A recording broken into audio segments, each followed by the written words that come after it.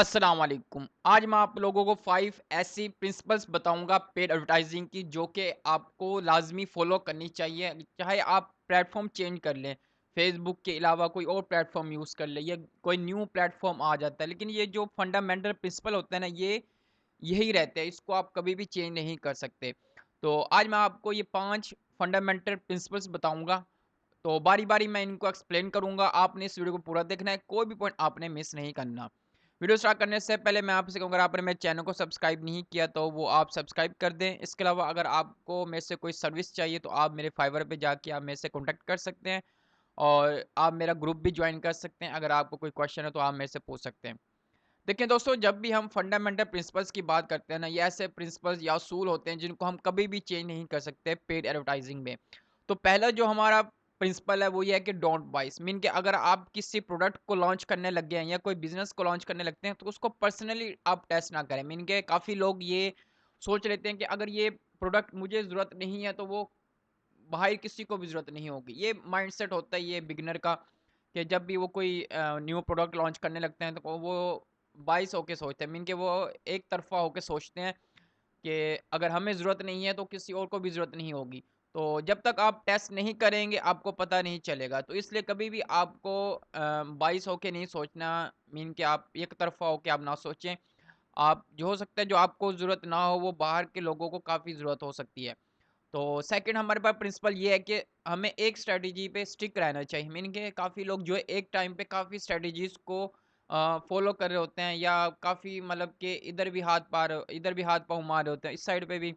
तो एक चीज़ पे वो कॉन्सिस्ट नहीं रहते। मीन के एक स्ट्रैटेजी को वो फॉलो नहीं कर रहे होते। एट अ टाइम वो काफ़ी स्ट्रैटेजीज़ को फॉलो कर रहे होते हैं। तो आपको हमेशा एक स्ट्रैटेजी को फॉलो करना चाहिए, उसी पे आपको स्टिक रहना चाहिए। तो थर्ड हमारे पास प्रिंसिपल ये है कि जो हम डाटा बाय कर रहे हैं फेसबुक से, उसको हमें याद रखना चाहिए। मीन के जो हम पिक्सल में डाटा हम कलेक्ट कर रहे होते हैं, उसको हमें देखना चाहिए, उसको एनालिसिस करना चाहिए और उसको हमें सही से हमें टारगेटिंग करना चाहिए।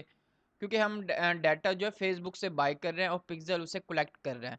तो हमें कुछ टाइम देना चाहिए। अगर हम कैंपेन चला रहे हैं, हम अभी हमें न्यूज़ कैंपेन स्टार्ट की है, तो कभी भी आपको जल्दबाज़ी नहीं करनी चाहिए कि यार 2 घंटे गुज़र गए हैं, 3 घंटे गुज़र गए, कोई रिस्पॉन्स नहीं आया।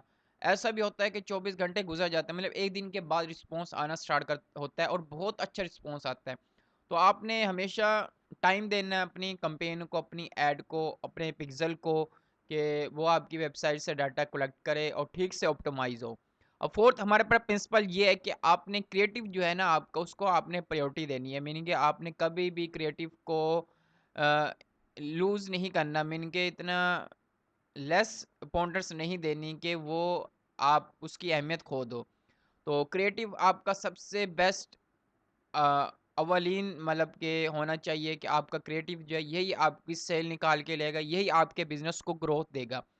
तो आपने अपने क्रिएटिव को, डिफरेंट क्रिएटिव्स को अपने एंगल से टेस्ट करना है, आपने यूजीसी कंटेंट बनाना है, आपने टेस्टिमोनियल कंटेंट बनाना है, आपने काफ़ी क्रिएटिव आपने टेस्ट करना है लाज़मी, ठीक है? आपने क्रिएटिव को प्रायोरिटी देनी है हर चीज़ से ऊपर। अगर आपका क्रिएटिव अच्छा है ना, आपकी कैंपेन बहुत सक्सेसफुल जाएगी, आपकी कॉस्ट बहुत अच्छा आएगा, आपको जो आपका रिटर्न इन्वेस्टमेंट है वो भी बहुत अच्छी आएगी। तो आपने क्रिएटिव को फर्स्ट प्रायोरिटी देनी है। बहुत अच्छा आपने क्रिएटिव बनाना है, इसके लिए आपने इन्वेस्टमेंट ही करनी है। काफ़ी लोग जो है वो घबराते हैं कि हम क्रिएटिव पे क्यों इन्वेस्ट करें। तो आपने कभी भी क्रिएटिव को लेस प्रायोरिटी नहीं देनी, इसको आपने फर्स्ट प्रायोरिटी पे रखना है हमेशा। आप जितना अच्छा आप बनवा सकते हैं आप बनाएं, अगर आप खुद डिज़ाइनर तो आप खुद बनाएं। उसके बाद पांचवा आता है रिटारगेटिंग कैंपेन, मीन के आपने अपने कस्टमर को रिटारगेट लाजमी करना है। रिटारगेट हो सकता है कि आप अपसेलिंग के लिए कर रहे हो, क्रॉस सेलिंग के लिए कर रहे हो, या आप सेम प्रोडक्ट आप उनको सेल करने के लिए पिच कर रहे हो जो कि आपकी वेबसाइट पे गए हैं लेकिन उन्होंने परचेस नहीं किया। तो रिटारगेटिंग एक ऐसा मेथड है जिससे जो है आपकी सेल इंक्रीज हो सकती है। तो आपने रिटारगेटिंग लाजमी यूज़ करनी है हर प्लेटफॉर्म पे। लेकिन उससे पहले कुछ प्रिंसिपल हैं कि कुछ मतलब की चीज़ें देखनी पड़ती है कि प्रोडक्ट आपका कौन सा है। तो उसके अकॉर्डिंग फिर आपने रिटारगेटिंग स्ट्रैटेजीज़ बनानी होती हैं। तो ये 5 प्रिंसिपल आपने लाज़मी फ़ॉलो करने होते हैं अगर आप पेड एडवर्टाइज़िंग कर रहे हैं। कोई भी आप प्लेटफ़ॉर्म ले लें, तो ये 5 प्रिंसिपल जो हैं वो ज़रूर फ़ॉलो किए जाते हैं। तो अगर आपको अगर समझ नहीं आई तो आप जो है इस वीडियो को दोबारा देखें, कोई मुश्किल नहीं है, ये एक जस्ट नॉलेज बे इन्फॉर्मेटिव वीडियो थी, तो इंशाल्लाह आपको समझ आ जाएगी।